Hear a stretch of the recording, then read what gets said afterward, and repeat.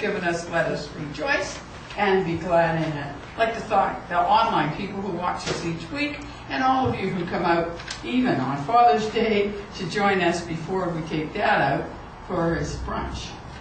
Or maybe after you got up early and gave him an early breakfast, whichever. So I'd like to tell you, God loves you, so do we. Give your neighbor a hug and say, I'm glad you're here.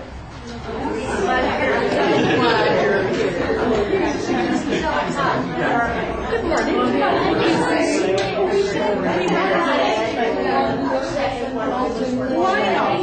What's your name? I got I'm here.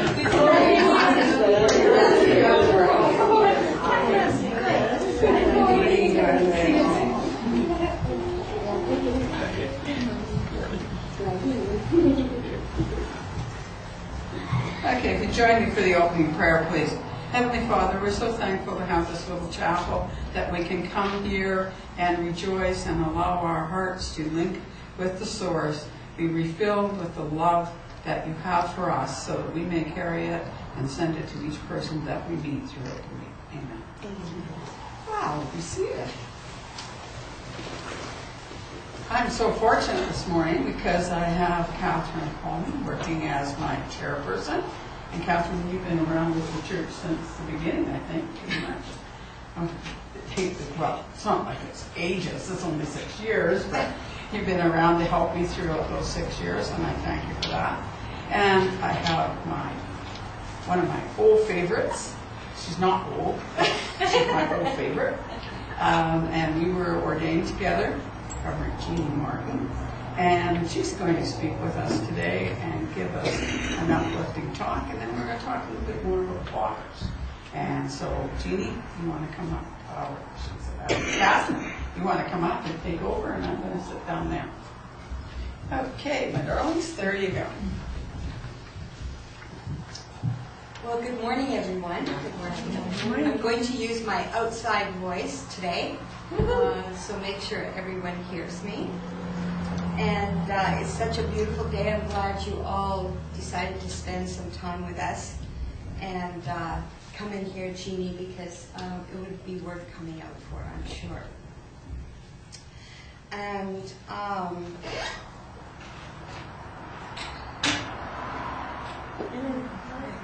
on in, just have a seat somewhere. Okay, I'm going to come up to the front there. Okay, all right, welcome. And I would like to thank Celia so much.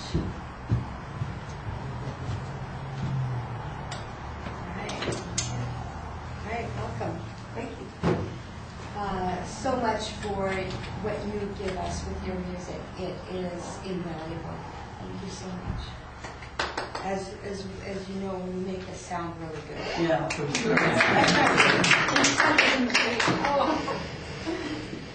And on that note, we're going to try and sound good again by singing number 3, Kumbaya. That's 35. 35.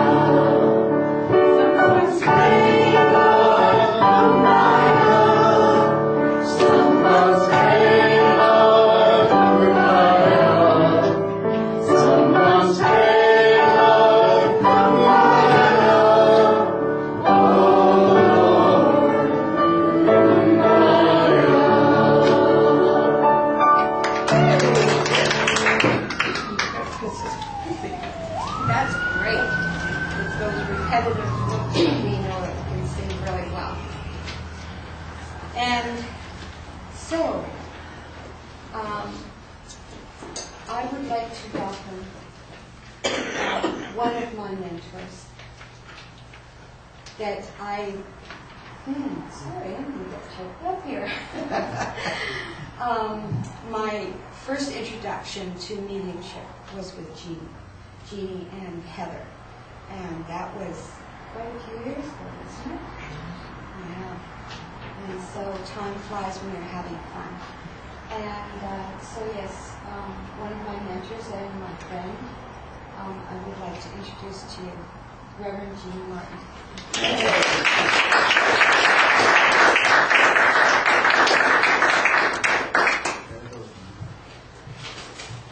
Well, good morning, everyone. Good morning. On this beautiful sunny morning, God provided for us. It's a beautiful planet.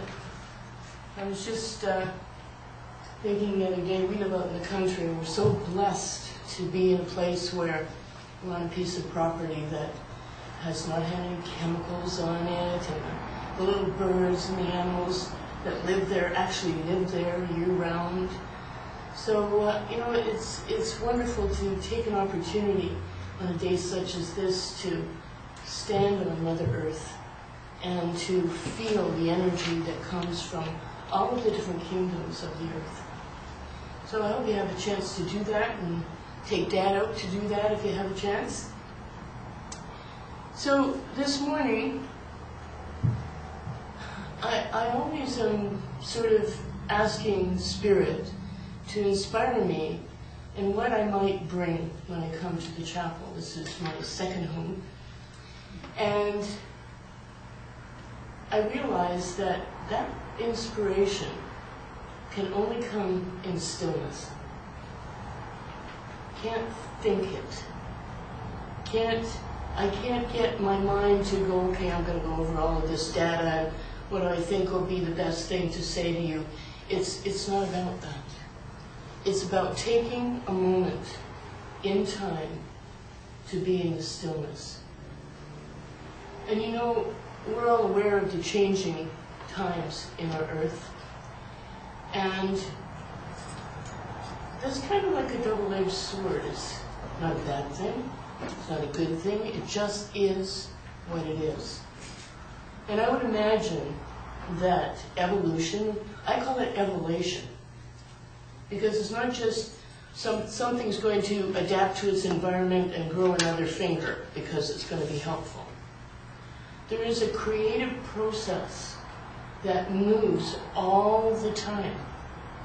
And if you want to think about it in the form of a spiral that's moving constantly in the direction of God or Spirit or higher vibration, ascension, there's so many different words, the shift. But in order to actually be in that flow of where we're going, we need to be still. We need to take the time where we can actually stop all the mental chatter that goes on. Those of us in healing work understand that this chatter is an incessant habit. We are habitually connected to our thoughts. And not only that, our thoughts keep pulling us away from the center that's truly within us. And I'll give you an example. You get up in the morning and you say, oh man, it's cold outside today. Then the next thing might be, now I'm going to have to bring up that coat that's in the closet, put that coat on.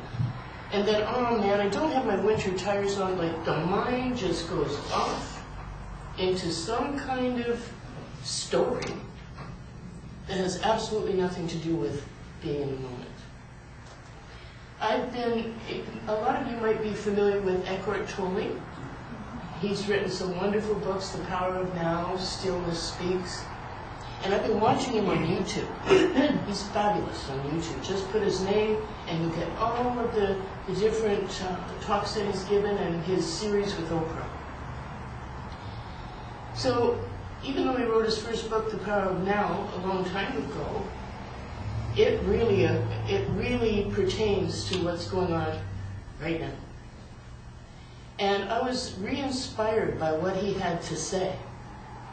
It's the whole thing about our habitual thinking that takes us away from our divine connection.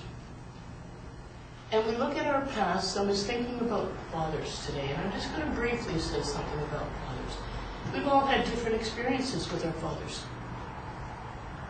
And when we look at our parents, I think we get a little bit, I would say, more judgmental perhaps with our parents because we expect them to be a certain way. And when I was growing up, we had all of the TV shows. It was mom and dad and the kids, and everything was perfect. The kids were perfect, the parents were perfect, nothing was really happening that was disastrous or terrible. And so we sort of thought, oh, that's what moms and dads are supposed to be like. And perhaps sometimes we forget that we do the best we can with what we know in the moment. And there's a reason each soul comes to planet Earth on their unique journey, including our parents. So I just want to give an open blessing to all of the fathers. Whatever fathers there may have been, all of our generations, from the beginning of time. Because without them, we couldn't be here, for sure. Anyway.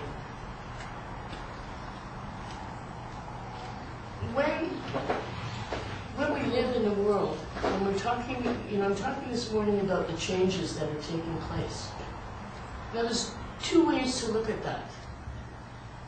That change takes place and then I'm going to have to find a way to adapt to it. It's outside of me, therefore I'm a victim of it. I'm getting kind of washed back and forth in the tide of life, so to speak. And wherever I bob up and manage to take a breath, I'll either survive it or I won't. And then there is the idea of change that is very exciting, very enlightening, if you can only be in the moment of it. Now, when something happens, let's just say, my husband and I were speaking last night, but he's here today because he's coming for Father's Day lunch. We were talking about experience that we had in our lives, and one of the experiences was that he was there present at a car accident. And it was a pretty serious accident. And this woman was hit by a car and on the ground, unconscious, with a great big gash in her head. Now, the mind might say, oh my God, I hate blood.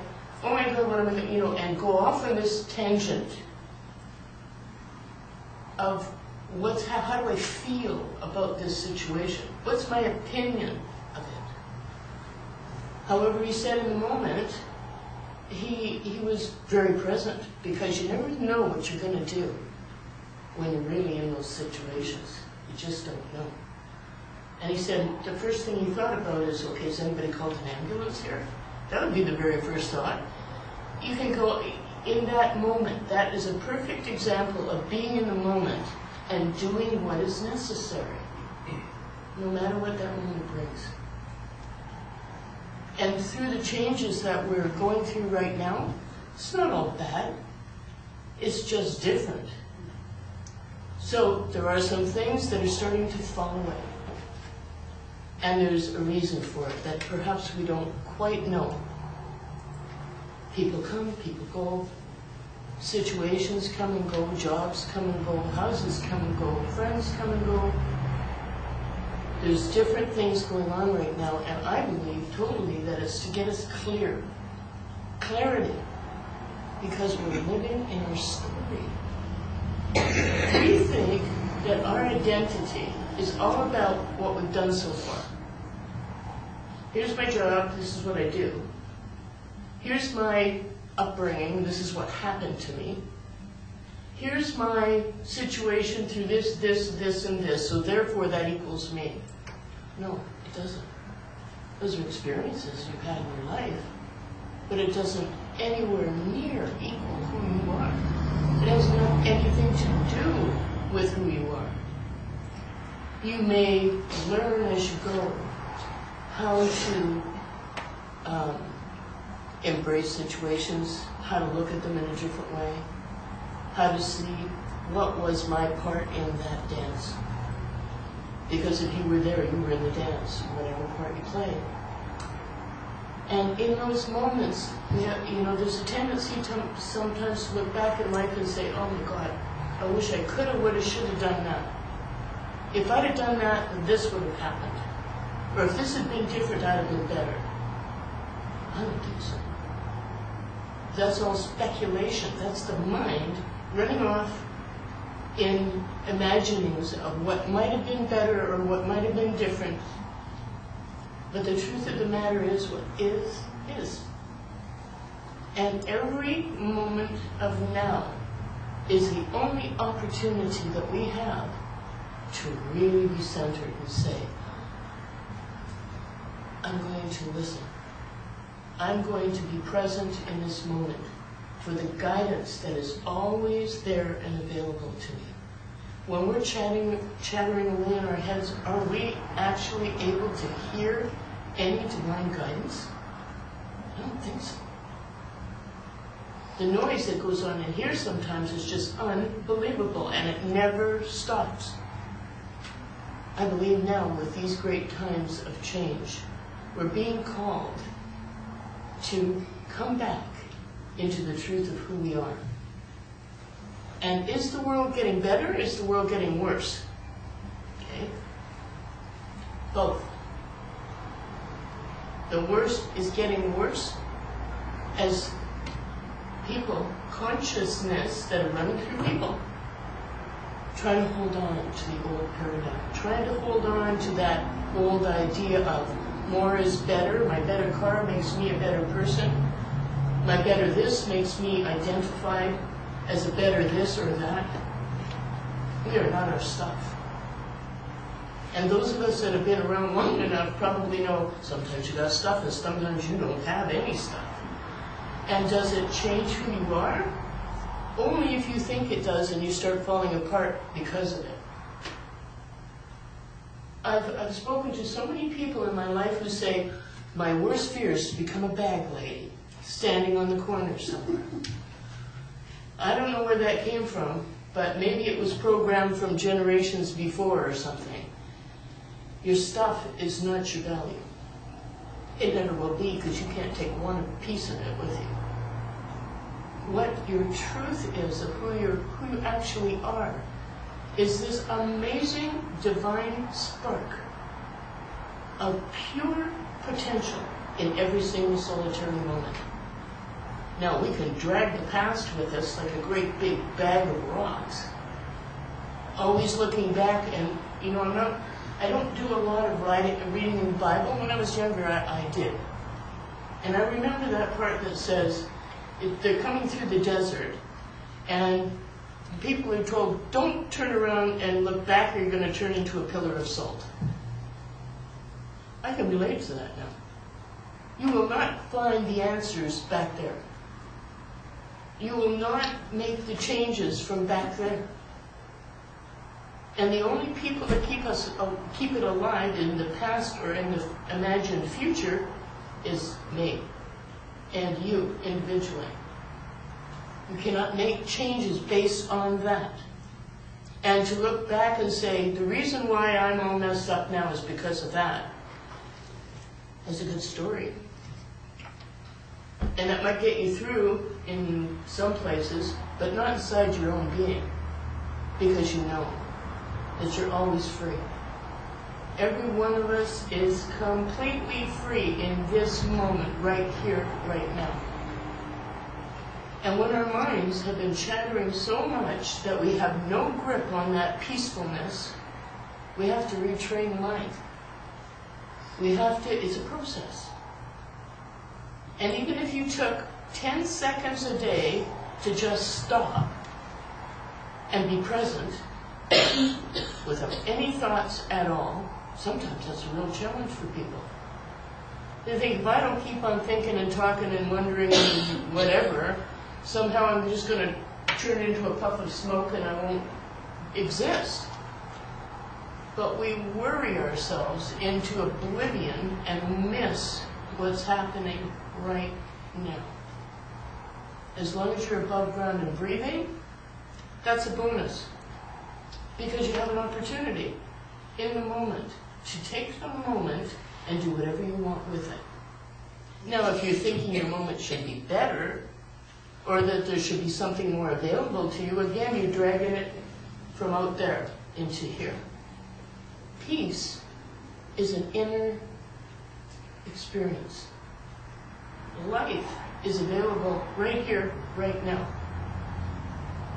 All of the potential of connecting with your divine connection, which never leaves us, I really know that it never, ever leaves us. We leave it. Have you ever seen a kid when they're watching a cartoon or something on TV and you're trying to call them for dinner? And they don't even hear you. They're so absorbed in something else.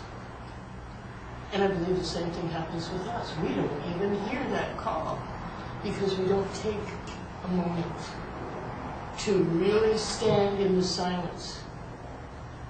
Eckhart Tolle said an example of how to start being in that moment. If you see a sunset, do you have a tendency to analyze that thing? Do you say, "Oh, that's not as good as the sunset was there last week," and I don't know, those colors are not quite right. Observing nature, observing the sunset is an inner feeling of connection with all that is. Because we are connected. We are that sunset. And when you look at a tree, unless you're some kind of scientist who's studying trees, I don't think you're going to stand there and analyze the bark and figure out every little piece of that tree. That's not what it's there for.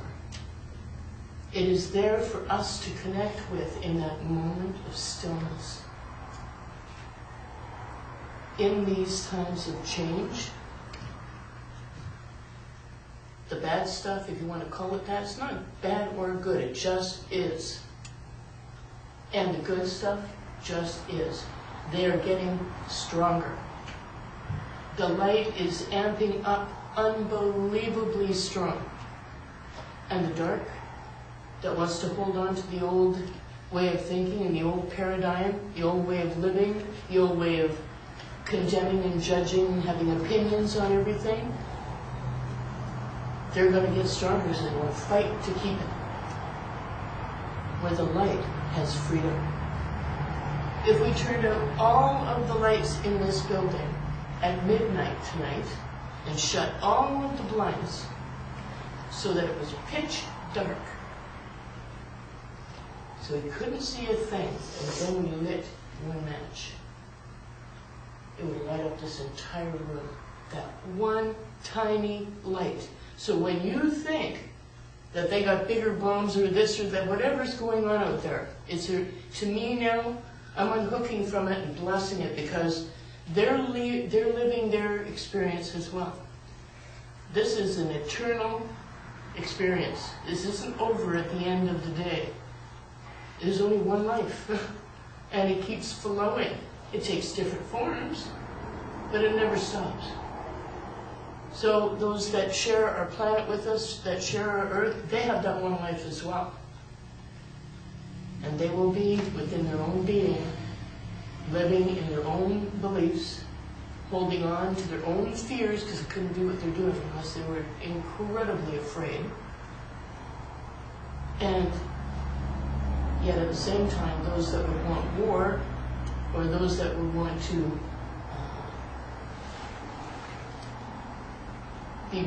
be mean to children or animals, or all of the things that are out of alignment with that divine love. All we can do now is bless them and hope and turn them over to the spirit that's also within them, so that they also may leave their fears, leave their judgments, leave their sense of self, because they wouldn't be fighting for power unless they were incredibly powerless. They wouldn't want all of that power if they felt that they had it inside. Power is not about money. That's for sure. So as we move into this beautiful change and shift and ascension and all of those things that we keep hearing about, we're in it. We're in the flow of that. We need to learn to be still. Even when you have one thought, and then you shift to another thought, for a moment there is a little piece of stillness. If that's the only stillness you can grab in a day to get used to training your mind to stop running off like a runaway train and be in your inner peace, it's worth it. Promise yourself 10 seconds even a day to stop. Say, that's it. I'm right here. I'm grounded. Mother Earth feeds me with her energy and her love. Mother Earth has a consciousness, I believe. She holds me safe. I'm on her. We share that energy. And then the divine energy that comes down and meets in the middle within me is the power of grace, the power of love, the power of everything that we could ever imagine and even more. So think about your stories that you tell. And maybe it's time to turn the page to a new chapter. Doesn't mean you throw away your past. Doesn't mean, because a lot of those things are experiences, but if they're going to make you a victim, maybe it's time to shut the book and put it in the library. And open another book. Because every moment of now is a new beginning. I'm excited about the times ahead. I am truly, truly excited. Something needed to change, and we are that change. We are that change when we stay still and know that we are God. We're connected 100% to each other and to the divine love that put us here in the first place and that continues to nurture us in everything that we do. So I love to be with you here this morning. And I was telling Clyde, my husband, how much I feel alive when I come here. Because we're all here for the same reason. We're not shopping. We're not fragmented in different things that we're doing. We're here for one reason, because we believe in that divine connection. We believe in the Spirit. We believe in that higher purpose for our lives. And the juice that's in this room because of that is palpable. You can feel it. You can see it. So thank you all for letting me be a part of your world, part of your morning, your beautiful smiling faces, and all of the spirits that are walking around in these forms on unique and beautiful journeys. We're all on a different journey together. So think about the stillness. Make it part of your daily practice so that you can really stand in that peace no matter what's in front of you. Because when stuff happens, you need to be present with it. And that's how we move through all of life's experiences. So thank you all.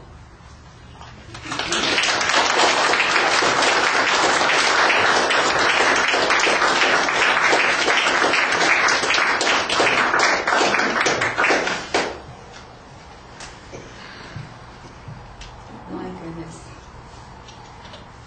Well, I know what I need to do. I need to have moments of stillness and silence more in my life, for sure. Because I can certainly relate to all of each other. Thank you, Jeannie. Thank you. Okay. So, now we have a healing meditation. Because we are a healing ministry, and those of you that know about this know that we have a circle at that. Excuse me. And we have facilitators both on this side and the other. And if there's anyone that you want to receive distance healing, there is a bowl. It's still there, not broken. Perfect. We moved a lot at once. Yeah, we did. Our energy is so powerful. Anyways, you can put their name in the bowl, first names only, because God knows who they are. And they get prayed over every day, not just here, but around the world. There's different ministries that pray over the bowls for healing. All right, so on that note, anyone wishing healing, just take your place at the back and the facilitators will come and minister to you.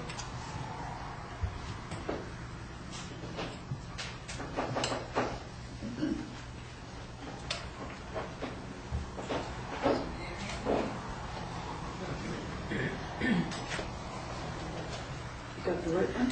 Yeah. Ready? Yeah.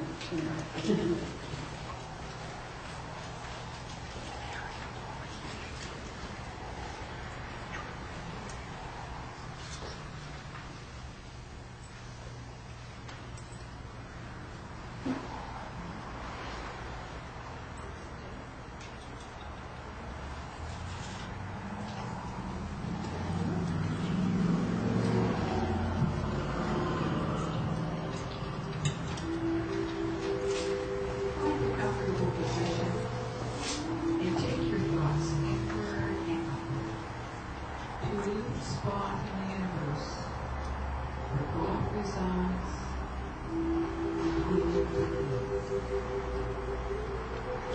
Allow the energy to move through the tips of your toes, moving upwards, around your body.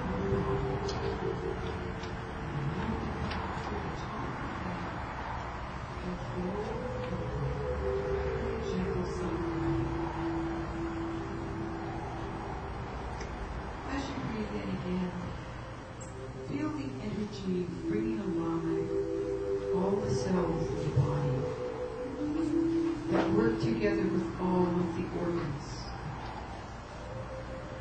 And allow those organs to be like a wonderful symphony concert orchestra that play their instruments independently, but they play with such harmony and such rhythm that they are working for the whole beauty of the piece they are playing.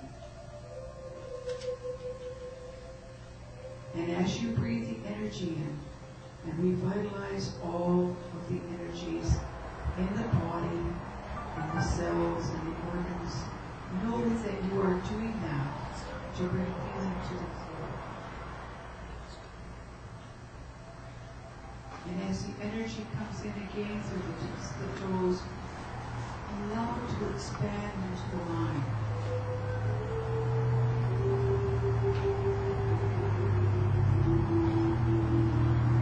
Let the mind open and be receptive.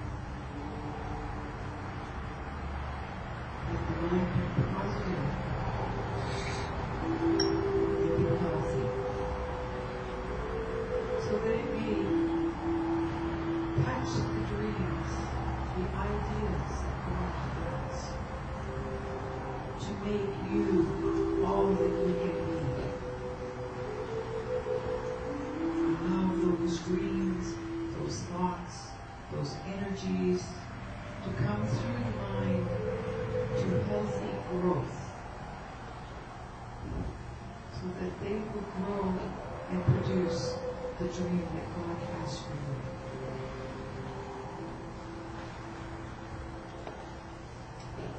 Breathing in again, allow yourself to come in touch with the Spirit, that part of yourself that is always perfect. And allow the Spirit to communicate to the mind and the body what it needs for this journey that is happening in this physical existence.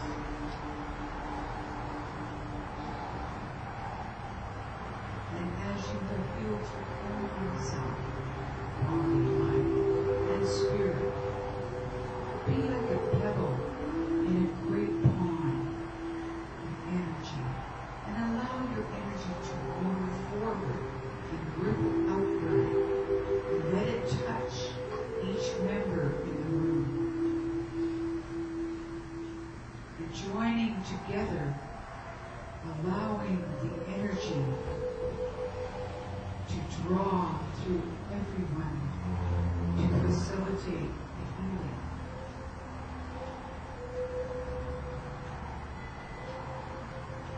Taking a deep breath now, think about outside of this room to the community of your family, the community around you, of your teachers and your leaders. And allow that energy to ripple out and touch all of them so that they too may experience the wonderful healing, the wonderful peace.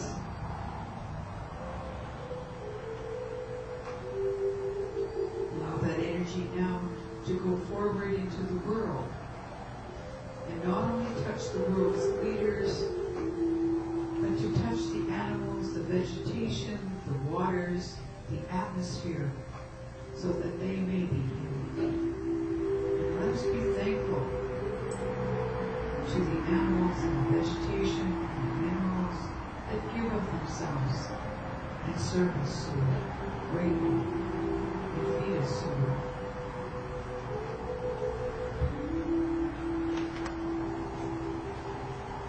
Allow us now to reach out into the universe, into other parts of the universe that we are not familiar with, or many mansions in God's world that we are not aware of every one in every mansion.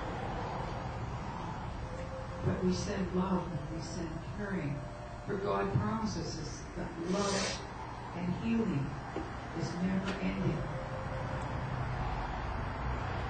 And all we need to do is ask. And the energy will follow the intention of the thought. And the healing will begin.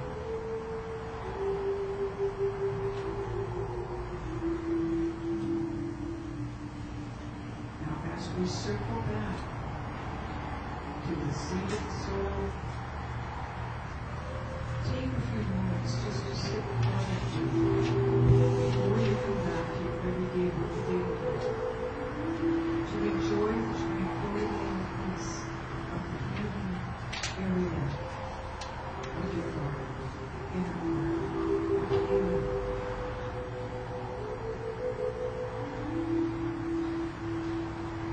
And know that you may visit here at any time. And God has promised that love and the healing is never ending. So open your hearts, your mind in your hand.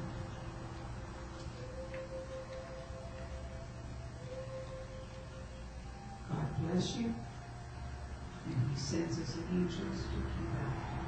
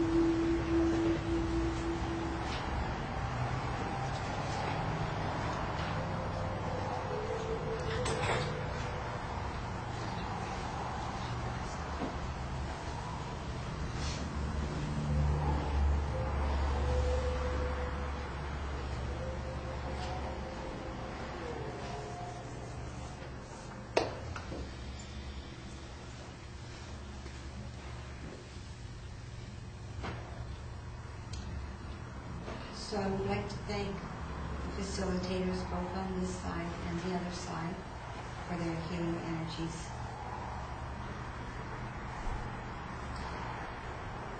And know that it magnifies to the 10th power in perpetuity. Okay. Everyone back with us? Everybody here in the now, as Eckhart Tolle would say? Good. Okay. All right, so moving along. Being Father's Day, our Reverend Barbara is going to say a few words and do some care and share for us. And I'm looking forward to what she has to say on this very special day. Okay. Thank you.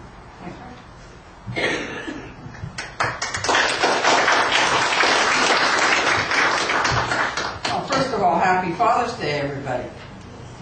And even if you're not a father, you had a father. And you may have been like me and had many fathers.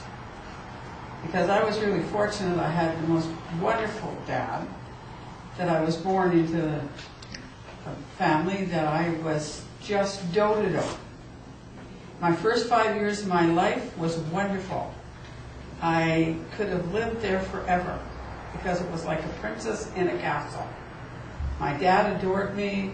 My mother dressed me up like a little doll.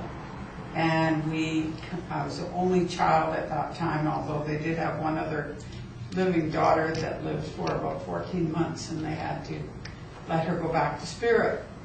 And so my dad, of course, because of that, just really appreciated, I guess, my love even more, because he had lost a beautiful daughter. But at the end of 5 years, the Second World War was on, and my dad had been back and forth in the armed forces to the camp and back home and into camp and back home. And I always knew my dad was going to come back home. And this one day, my cousin and I were playing in the front yard. My dad was in his uniform ready to go back to camp. And he said, "Come on, girls," he said, "I'm going to give you a nickel each, and you can go buy double-decker ice cream cones." Well, for a nickel, you got big cones that were double like this, and you got 2 scoops on there. It's just something else. I mean, it's like a half a gallon ice cream, I think. So we got our money. We hippie-hopped along with my dad to the corner. We went down the hill to the grocery store, and my dad waved goodbye, watched me go. Often thought later, as I became an adult, how hard that must have been for him, knowing that he was shipping out. He was going to go overseas and maybe never see me again. And I thought how hard that was, and I was so lucky. But during the time that he was gone, I had a number of other fathers. I lived with my aunt and uncle. Uncle Les was one of my fathers. And then for a year I went up to a town that was an hour and a half away from Toronto by the train. And I didn't see my mother for that year either. About twice I think she came to visit. And I had an Uncle Oscar, who was my dad. And he was a jolly guy, and he was lots of fun. And, he got dressed up, I remember one time, in a ladies' bathing suit. He worked for a rubber set company, and they were having a baseball game against the women. But the idea was the men had to dress up like women, and the women dressed up in the guys' baseball outfits. And he played first base, and if they kissed the first baseman, they got second base. It was a great day. It was a wonderful man. And I can remember lots of wonderful things with him. And then I came back down, and my Uncle Les came back from overseas, and he was there again. And in the meantime, I had come back to Toronto when I was 8. My dad didn't come back till I was 11, nor did Uncle Les came back when I was 10. And a gentleman started seeing my mother. His name was Davy. And Davy became my stepdad eventually. And I couldn't have asked for a better dad than my stepdad. Davy was a wonderful man. If I had had to choose a dad to have, my dad had not come back, I couldn't have got somebody better than Davy. So you can see that dads come in all shapes and sizes, and parents aren't always fitting the mold. And so some of you may have had dads too that were a little different. My dad came back from overseas, and unfortunately the marriage wasn't going to hold together, and so then he took charge of me. And I, for a while, lived in a foster home with friends of his. And so that Charlie was my dad for a while. And then I was back living with my dad. And I had a wonderful dad. He looked after me, didn't have a lot. Jeannie was talking about stuff. We didn't have stuff. We didn't have a lot of stuff. I had 2 skirts. I either wore that skirt or the other skirt at school. I wore that sweater or the other sweater to school. But my dad loved me and he cared. And that was important. And then we came out west here, and my dad didn't like it too well here, so he went back and I was in training. So I stayed here. And I learned what it was like to be separated from my dad. And after a number of years, I got married, and then we went back east, and I had life with my dad as an adult. And then we came back here, and he moved back here. And I had life with my dad as him being the grandpa and the great-grandpa. My kids called him Big Pa, and he was a wonderful man. He treated me well and he hugged me, but I don't really recall too often that he said, "I love you." That wasn't what he did. He showed that he loved me.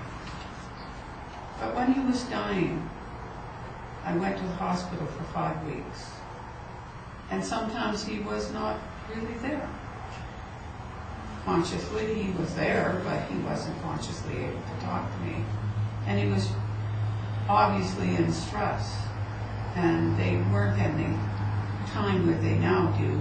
They give them enough drugs to make them comfortable. But in that time, they were afraid he wouldn't breathe. He had drugs. So he was having a really bad day. And I sat on the bed and held him and sang every song that he sang to me as a child. And rocked him. And then the next day I came in and he was wide awake and bushy-tailed and sitting up and talking to me. We knew he wasn't going to come back out of there, and he knew he wasn't. Did he leave me a large legacy? A large amount of money? Did he leave me a great home, a great farm, a great whatever, cars and money? No. He had a small little saving that he saved out of his pension that he left me. But what he did leave me the last time that he was really coherent at the hospital was, "Barbara, you have been a wonderful daughter." That was better than millions of dollars. Yes, I had lots of dads. My stepdad was good to me, everybody was good to me.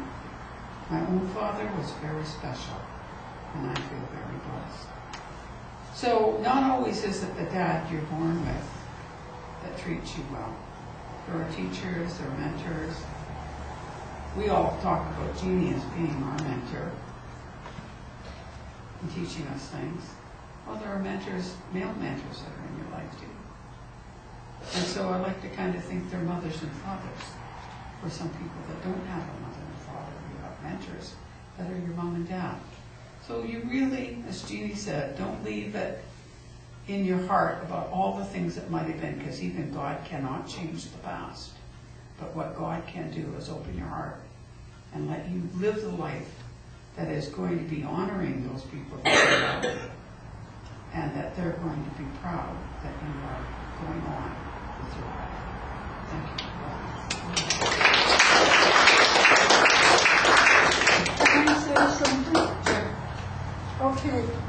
As I was waking up the other morning, I was in this chapel, and there was sunflower, and she is a native Indian. She stood there, and she gave me a great big bouquet of flowers. Oh, wow. And she put them on your knee, and there was roses, but predominantly there was lavender, and I could smell lavender. Oh, wonderful. And that was on your knee, and you were sitting over there. And I also, for that lady, I have to say, she made the right decision whatever. She made the right decision. And when you stood up there, I could see a beautiful halo of white all around you. And I say, God bless for this blessing that I have. Thank you. God bless you. Thanks, Sheila. Everybody doesn't know Sheila has been a long-time spiritualist and a good medium on her own, and attends church whenever she can here. But she lives down in White Rock and can't get out all that often. And the other Sheila that's sitting beside her, thank you, Sheila, for being the kind of person that will go out of your way, because you come all the way from Coquitlam, pick up 2 people and bring them to the chapel. So I have to thank you for that. If anybody else would like to share, though, let's say thank you, guys.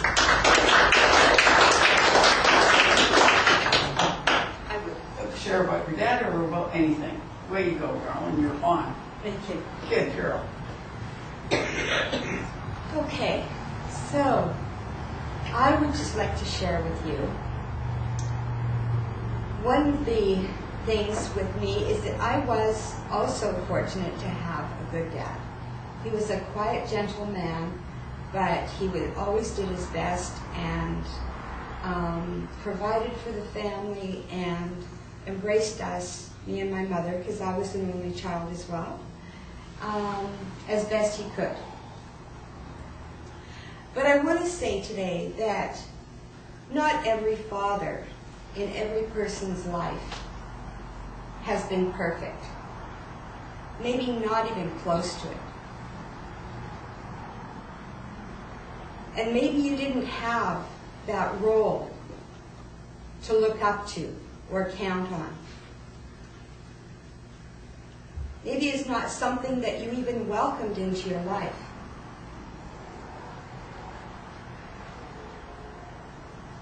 But there is one Father that we can all know and count on. It may not be a physical father, but I believe that he does send physical fathers to us without any title or relationship. And I believe that that's our Father in heaven. This is one Father you can count on, you can rely on, you can go to for help, answers. He's only a prayer away. So in actuality, it doesn't matter what your father was like here on earth. You know that you have one that is always there for everyone.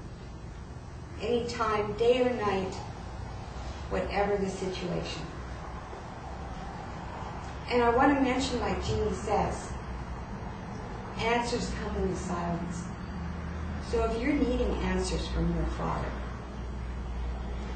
just a quiet moment of meditation and thought, I believe will bring those answers to you. So I'd like to leave that with you today.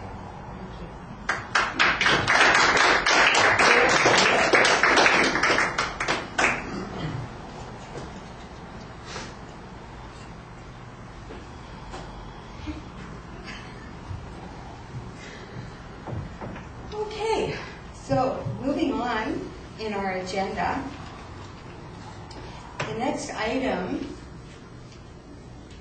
is announcements. So we have a lot of things going on here at the chapel. And I understand last night was a good time. Were you here, Barbara? I couldn't come because I have to look after my husband and my daughter. Right. I was unable to come as well, but it was a masquerade dance, masquerade ball. Was anyone here for that? No? I hear it was a lot of fun. But I'll have to check in with someone who was here. Yeah. Okay. And so coming up this week, we have our regular events happening. We have Wednesday meditation, which is every Wednesday with Ramona, and I understand it's really good. And she knows how to do it well. And so that's one thing to keep in mind on your calendar. Thursdays, for the month of June, we have Reverend Barbara doing, what's the name of your course? It's opening your awareness, actually. Opening Your Awareness. And we're in week 3? 3 of the second course. Yeah. Week 3, okay. So it continues on till the end of the month, and can somebody just come in? Sure. They can just drop in. Okay, great. Right, no pre-registration required, and it's just $10 at the door. And we get to draw from Barbara's wealth of experience and knowledge. Okay. We also have available our memberships for the chapel as well. I'd like to mention that. And it's $20 for a single, and that's for a whole year. It's forever. Forever, that's even better. And $30 for a family, one-time thing. And so it is nice to be a part of a church family. The next thing I'd like to ask, if there's any birthdays or anniversaries. Oh, my daughter had a birthday yesterday. That's right, I saw that on Facebook. Kim had a birthday yesterday, and I'm sure you made her a cake, did you?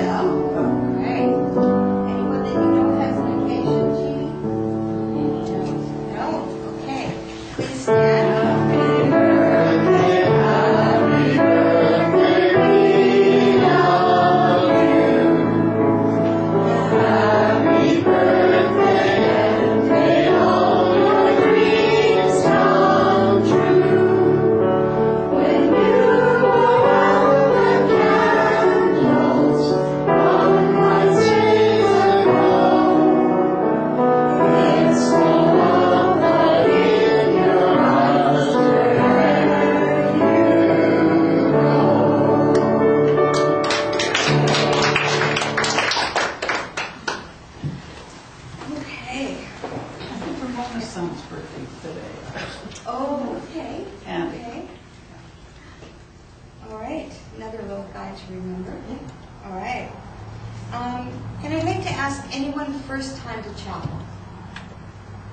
Welcome. Thank you. Welcome. And I hope we'll see you again. And please join us for tea and conversation after. We'd like to get to know you. And enjoy. Okay. I can't think of anything else that's important. I think that's about it for this week.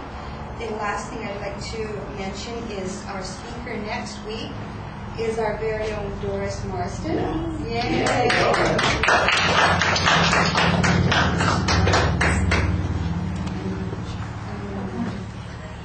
I'm glad to have you doing some speaking. I think it's going to be excellent. So it's worth coming out for. All right. Okay, so the only thing now is our free will offering. And, thank you, Cal.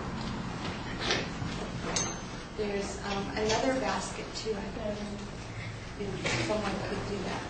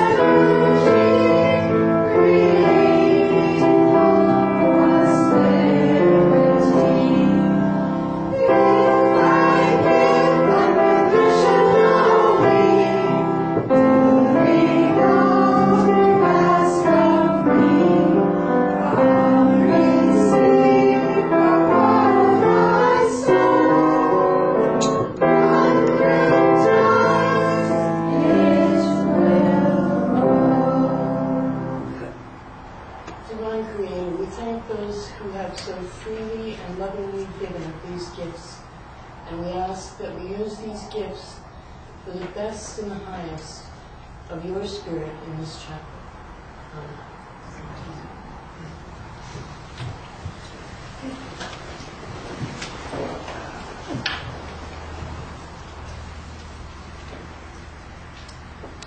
Okay, so, all right. We now have a very special part of our service, which sets us apart from most churches and most Sunday morning services, is that we offer demonstrations of mediumship. And so, it's me. A little bird has just said, hey, you're up. Okay. You know, interestingly enough, I do quite a lot of readings, because that's what I do. And it involves mediumship quite often.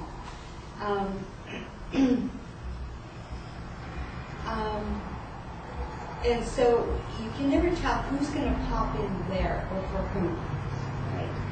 But the first thing I'm getting actually, and I want to come to this area of the room, there's two ways of working mediumship. One is coming directly to a person and connecting with them.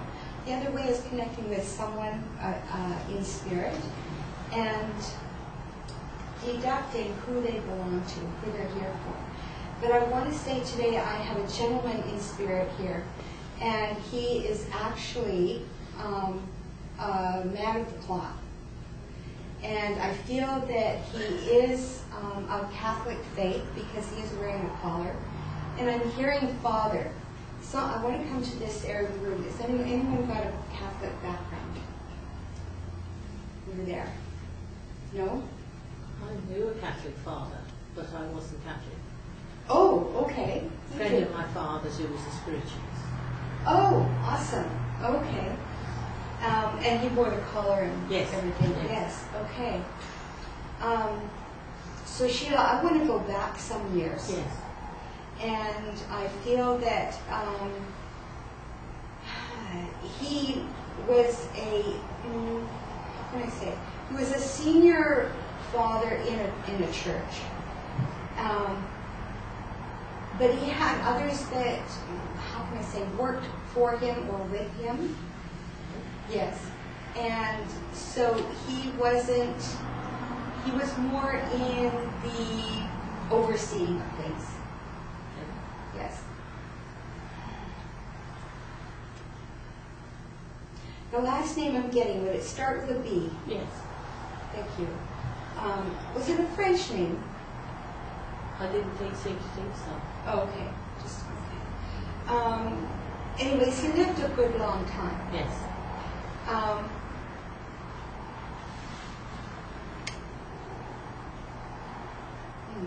So I want to say he visited your home, That's right. and he came in, and I feel like were the children, they scattered. Do you understand this? Right. Yes. Okay. What? They didn't want to be around him, or they were watching their behavior. Actually, it was the most interesting circumstance where this father and my father and the Anglican minister would meet on Saturday afternoons and discuss philosophy of the churches, dogma of the churches. Awesome. Awesome. And so they seemed to have that time, that afternoon, completely to themselves. No one would be hanging around, it was theirs. Right. Right. Well, awesome.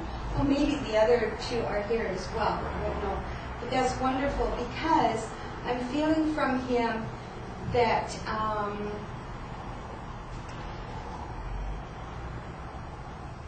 he was somewhat of a quiet, reserved man, but he had deep thoughts. Yes.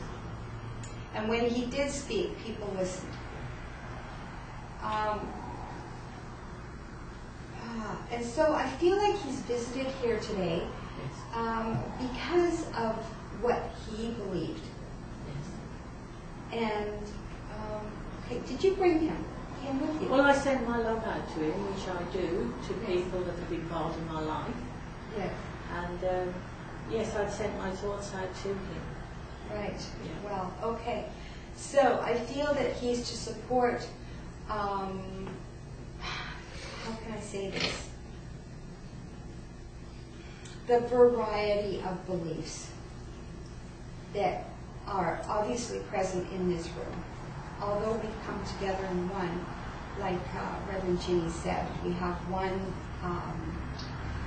goal, one reason for being together, but we come from so many varied backgrounds. And I feel that his connection with you is to say, yes, I'm happy to be a part of that as well. I'll leave that with you. Thank you.